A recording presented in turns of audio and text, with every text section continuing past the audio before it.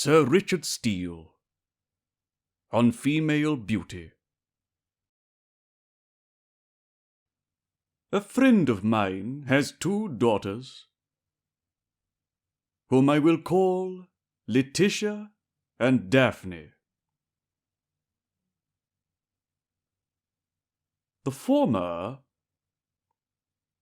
is one of the greatest beauties of the age in which she lives.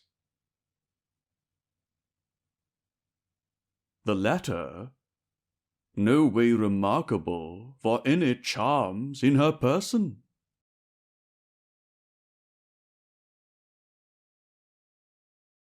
Upon this one circumstance of their outward form, the good and ill of their life seems to turn.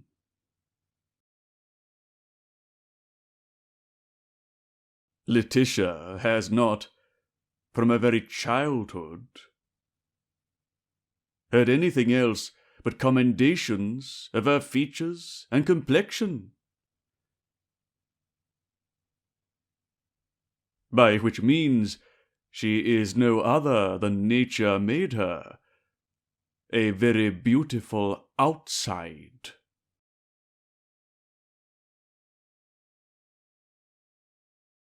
The consciousness of her charms has rendered her insupportably vain and insolent towards all who have to do with her.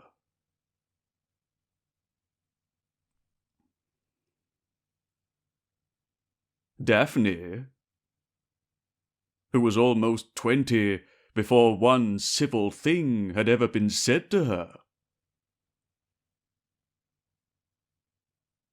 found herself obliged to acquire some accomplishments to make up for the want of those attractions which she saw in her sister.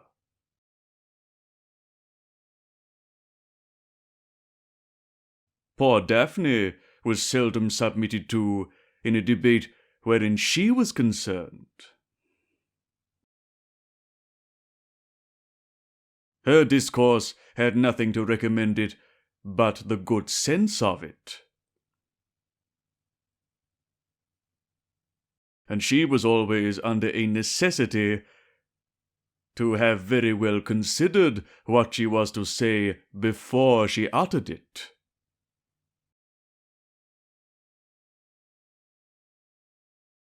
While Leticia was listened to with partiality,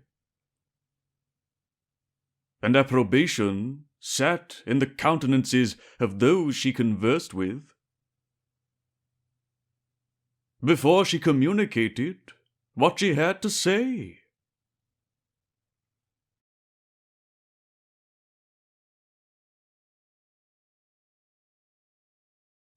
These causes have produced suitable effects, and Leticia is as insipid a companion as Daphne is an agreeable one.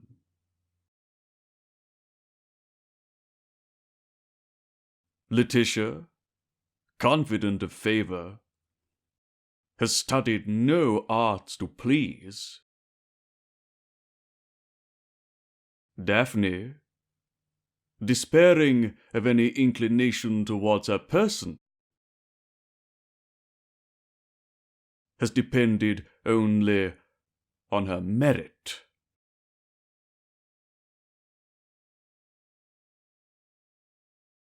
Leticia has always something in her air that is sullen, grave, and disconsolate. Daphne has a countenance that appears cheerful, open, and unconcerned.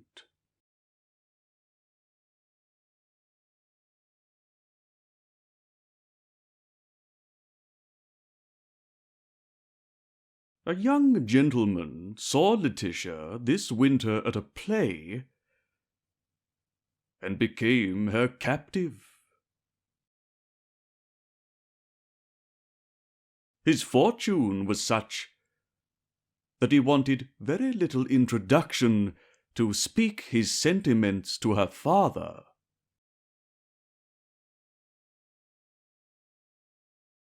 The lover was admitted with the utmost freedom into the family, where a constrained behavior, severe looks, and distant civilities were the highest favours he could obtain of Leticia.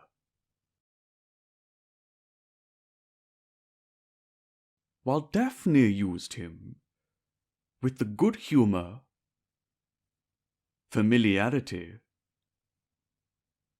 and innocence of a sister.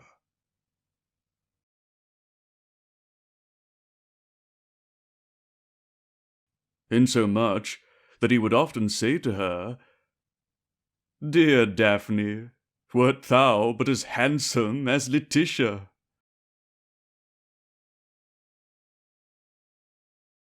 She received such language with that ingenuous and pleasing mirth which is natural to a woman without design.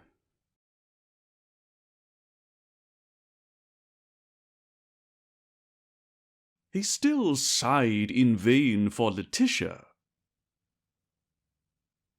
but found certain relief in the agreeable conversation of Daphne.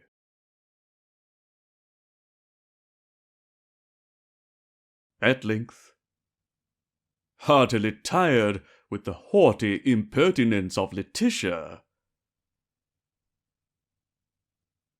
and charmed with repeated instances of good humour he had observed in Daphne, he one day told the latter that he had something to say to her he hoped she would be pleased with. "Faith, Daphne," continued he, "I am in love with thee, and despise thy sister sincerely."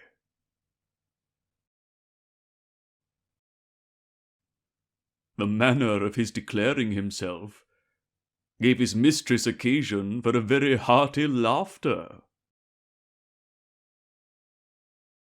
"Nay," says he, "I knew you would laugh at me, but I'll ask your father." He did so. The father received his intelligence with no less joy than surprise, and was very glad he had now no care left but for his beauty, which he thought he could carry to market at his leisure.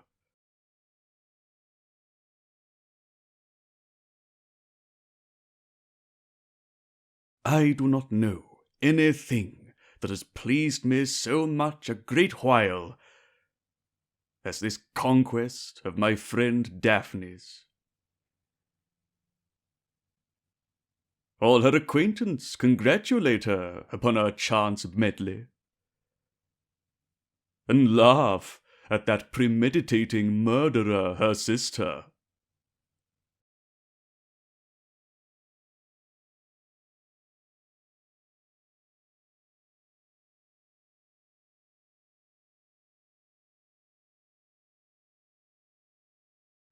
As it is an argument of a light mind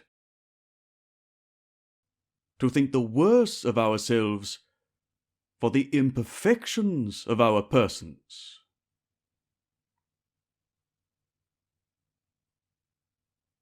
it is equally below us to value ourselves upon the advantages of them.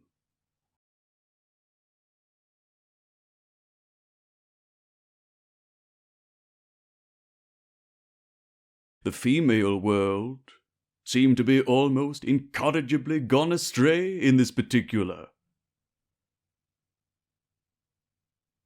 for which reason I shall recommend the following extract out of a friend's letter to the professed beauties,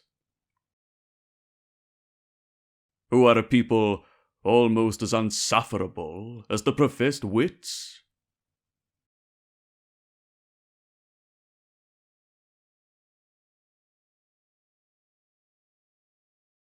Monsieur Saint-Evremont has concluded one of his essays with affirming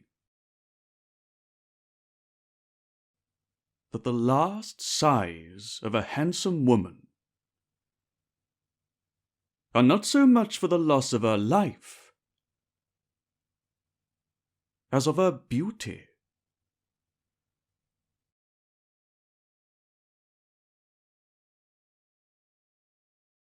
Perhaps this raillery is pursued too far, yet it is turned upon a very obvious remark, that woman's strongest passion is for her own beauty, and that she values it as her favorite distinction.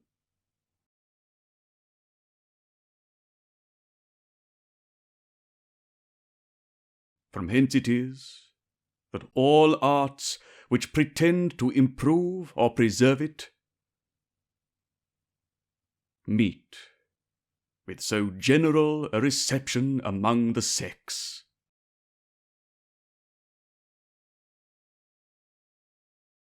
To say nothing of many false helps and contraband wares of beauty, which are daily vended in this great mart.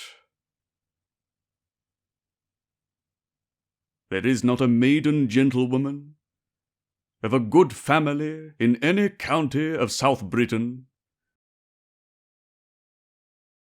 who has not heard of the virtues of Maydew, or is unfurnished with some receipt or other in favour of her complexion.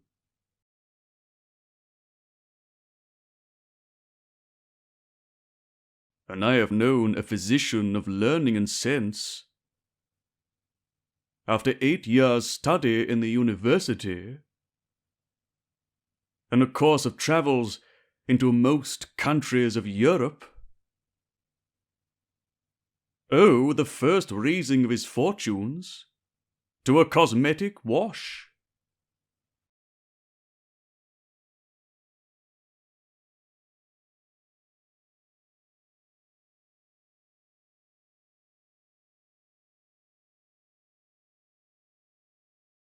This has given me occasion to consider how so universal a disposition in womankind, which springs from a laudable motive, the desire of pleasing, and proceeds upon an opinion not altogether groundless, that nature may be helped by art, may be turned to their advantage.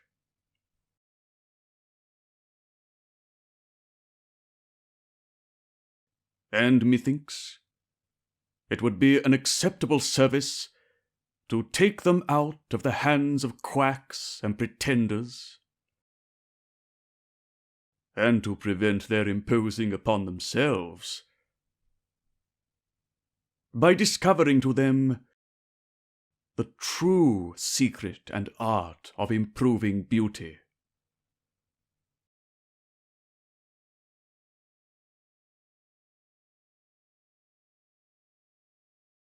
In order to this, before I touch upon it directly, it will be necessary to lay down a few preliminary maxims, namely, that no woman can be handsome by the force of features alone, any more than she can be witty only by the help of speech.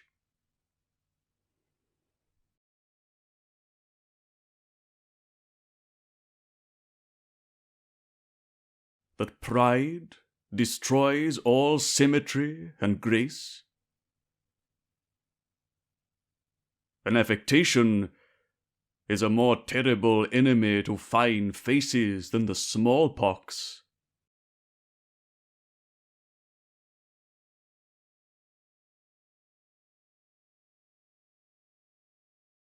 That no woman is capable of being beautiful who is not incapable of being false.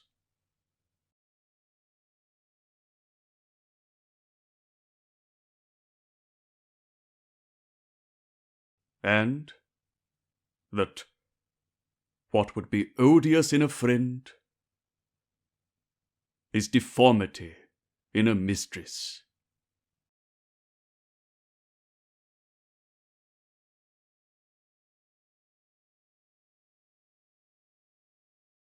From these few principles thus laid down, it will be easy to prove that the true art of assisting beauty consists in embellishing the whole person by the proper ornaments of virtuous and commendable qualities.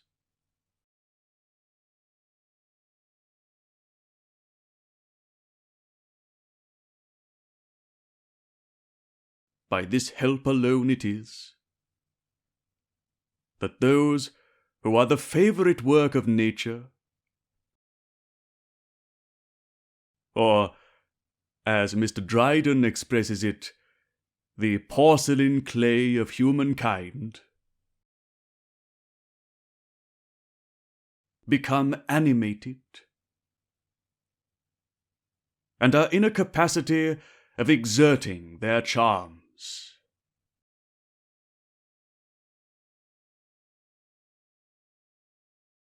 And those who seem to have been neglected by her, like models wrought in haste, are capable, in a great measure, of finishing what she has left imperfect.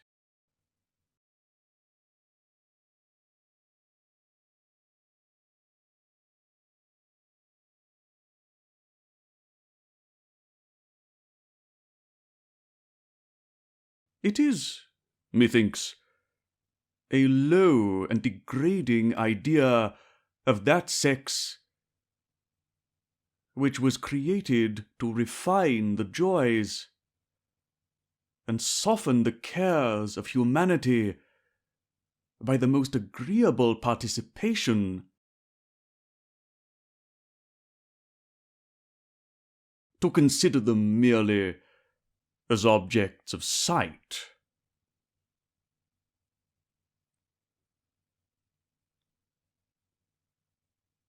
This is abridging them of their natural extent of power, to put them upon a level with their pictures at Knella's.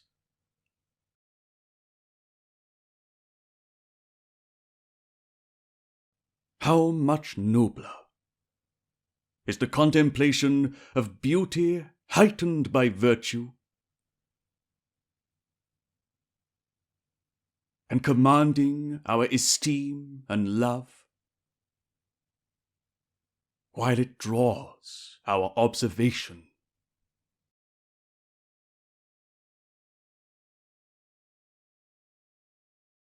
How faint and spiritless are the charms of a coquette, when compared with the real loveliness of Sophronia's innocence, piety, good humour, and truth.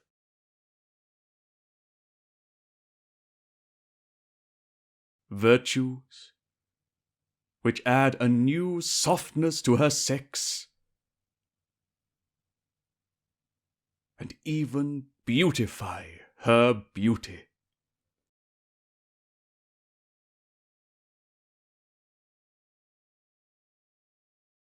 that agreeableness, which must otherwise have appeared no longer in the modest virgin, is now preserved in the tender mother, the prudent friend, and the faithful wife.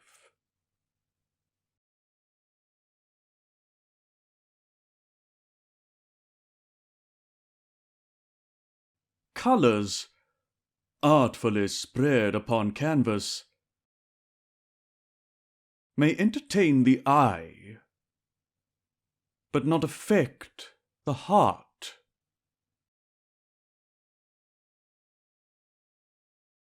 And she, who takes no care to add to the natural graces of her person any excelling qualities, may be allowed still to amuse, as a picture, but not to triumph as a beauty.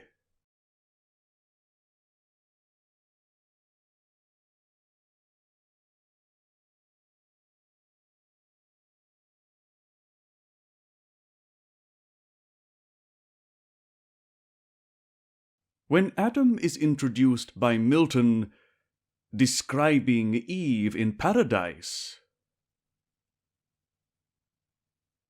and relating to the angel the impressions he felt upon seeing her at her first creation,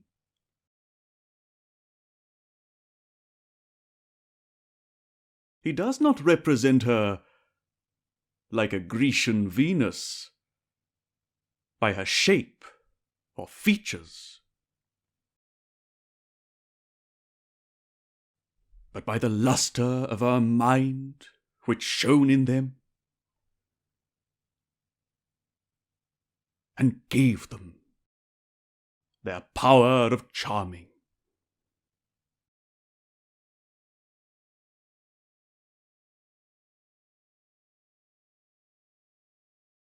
Grace was in all her steps, heaven in her eye,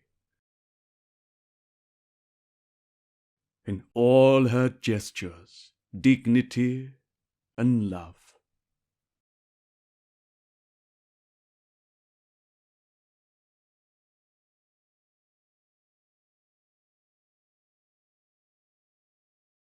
Without this irradiating power, the proudest fair one ought to know, whatever her glass may tell her to the contrary, that her most perfect features are uninformed and dead.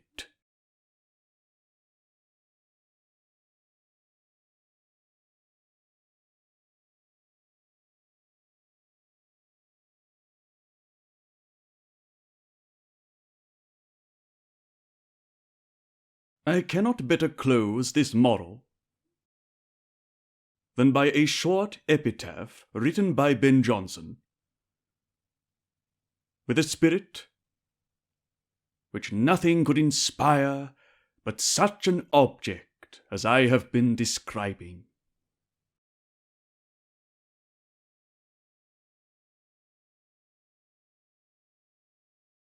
Underneath this stone doth lie as much virtue as could die, which, when alive, did vigour give to as much beauty as could live.